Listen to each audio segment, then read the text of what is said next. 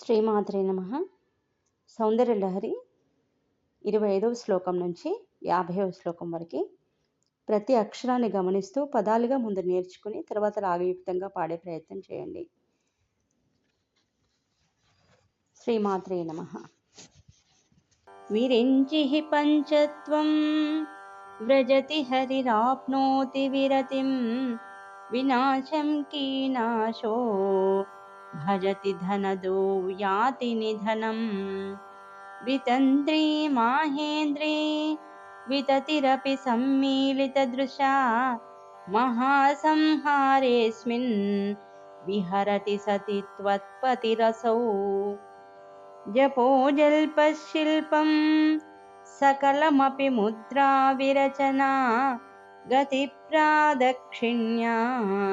క్రమణమశనాద్యాహుతివిధిః ప్రణామः సంవేషः సుఖమఖిలమాత్మార్పణదృశా సపర్యాపర్యాయా స్తవ భవతు యన్మే విలసితం సుధామప్యాస్వాద్య ప్రతిభయజరా మృత్యుహరిణీం విపద్యంతే విశ్వే విధిశతమఖాద్యాదివిశదః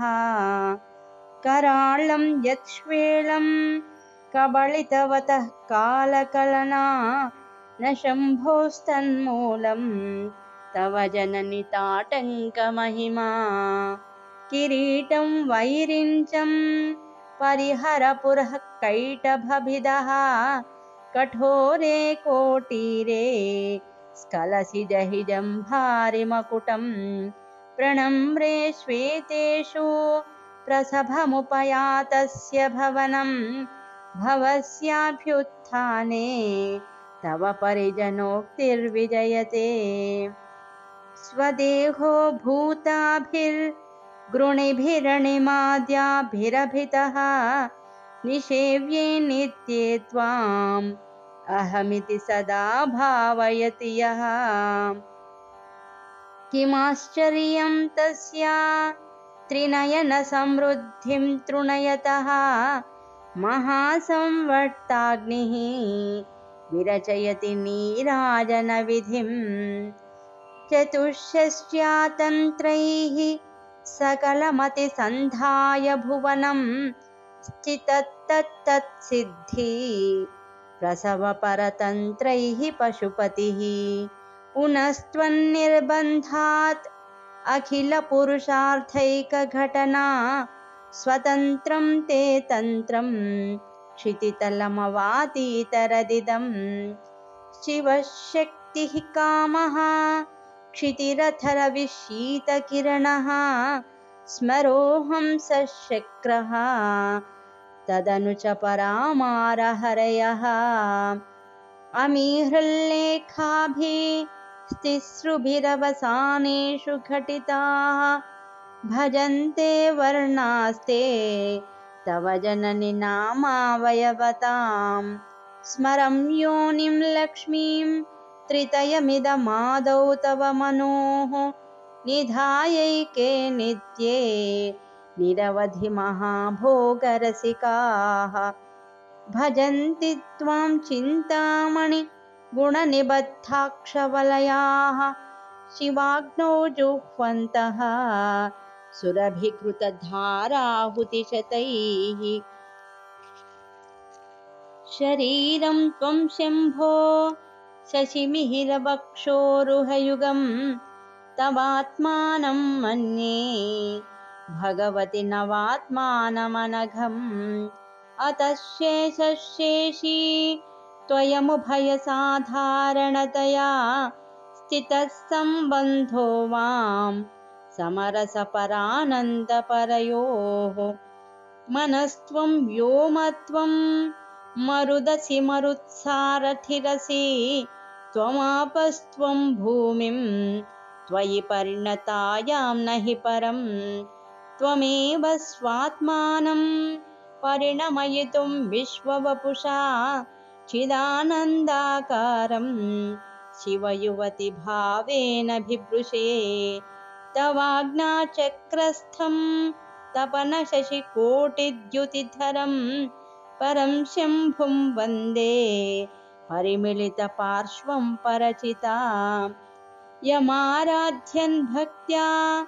रविशशिशुचीनामविषये निरालोके लोके निवसति हि भालोकभुवने विशुद्धौ ते शुद्धस्फटिक विशदं व्योमजनकं शिवं सेवे देवीम् अपि शिवसमानव्यवसितां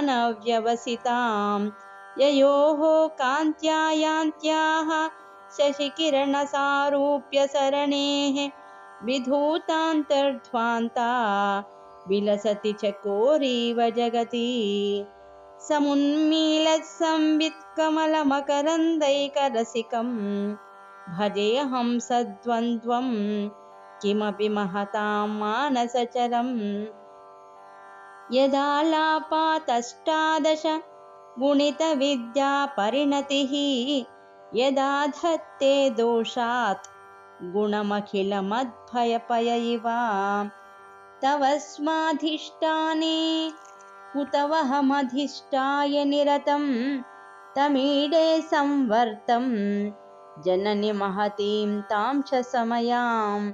यदा लोके लोकान् दहति महति क्रोधकलिते दयाद्राया दृष्टि शिशिरमुपचारं रचयति तटित्वन्तं शक्त्या तिमिरपरिपन्थिस्फुरणया स्फुरन्नानारत्नाभरण परिणदेन्द्रधनुषं तव श्यामं मेघं कमपि मणिपूरैकशरणं निषेवे वर्षन्तं हरमिहिरतप्तं त्रिभुवनं तवाधारे मूले सहसमयया लास्यपरया नवात्मानं मन्ये नवरसमहाताण्डवनटम् उभाभ्यामेताभ्याम् उदयविधिमुद्दिश्य दयया सनाथाभ्यां जज्ञे जनकजननी मज्जगदिदं गतैर्माणिक्यत्वं गगनमणिभिः सान्द्रघटितं किरीटं ते हैमं हिमगिरिसुते कीर्तयति यः सनीडे यच्छाया चूरणशबलं चन्द्रशकलं धनुःशौनाशीरं किमिति न निबध्नाति धिषणाम् धुनोतु ध्वान्तं नः तुलितदलितेन्दीवनवनं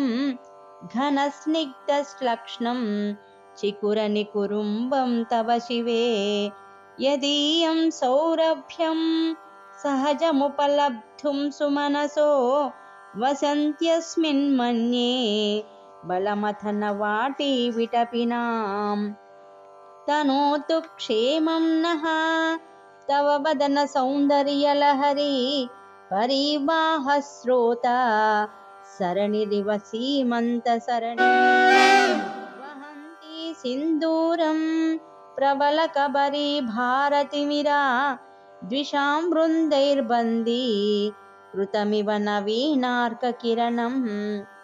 अराळै साभाव्यात् अलिकलभसश्रीभिरलकैः परीतं ते वक्त्रं परिहसति पङ्केरुहरुचिं दरस्मेरे यस्मिन् दशनरुचि किञ्जल्करुचिरे सुगन्धौ माद्यन्ति स्मरदहनचक्षुर्मधुलिहः ललाटं लावण्या द्युतिविमलमाभाति तव यत् द्वितीयं तन्मन्ये मकुटघटितं चन्द्रशकलं विपर्यासन्यासाद्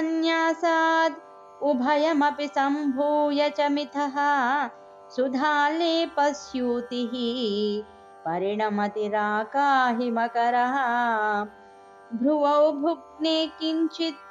भुवनभयभङ्गव्यसनिनि त्वदीये नेत्राभ्यां मधुकररुचिभ्यां द्रुतगुणम् धनुर्मन्ये सव्येतरकरगृहीतं रतिपतेः प्रकोष्ठे मुष्टौ च स्थगयति निगूढान्तरमुमे अहः सूते सव्यं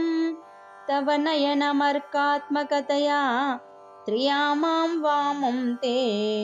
सृजति रजनी नायकतया तृतीया ते दृष्टि दरदलितहेमाम्बुजरुचिः समाधत्ते सन्ध्यां दिवसनिशयोरन्तरचरीं विशाला कल्याणी स्फुटरुचिरयोध्या कुवलयैः कृपाधाराधारा किमपि मधुरा भोगवतिका अवन्ती दृष्टिस्ते बहुनगरविस्तारविजया ध्रुवं तत्तन्नामा व्यवहरणयोग्या विजयते कवीनां सन्दर्भा तबकमकरन्दैकरसिकं कटाक्षव्याक्षेपा भ्रमरकलभौ कर्णयुगलम् अमुञ्चन्तो दृष्ट्वा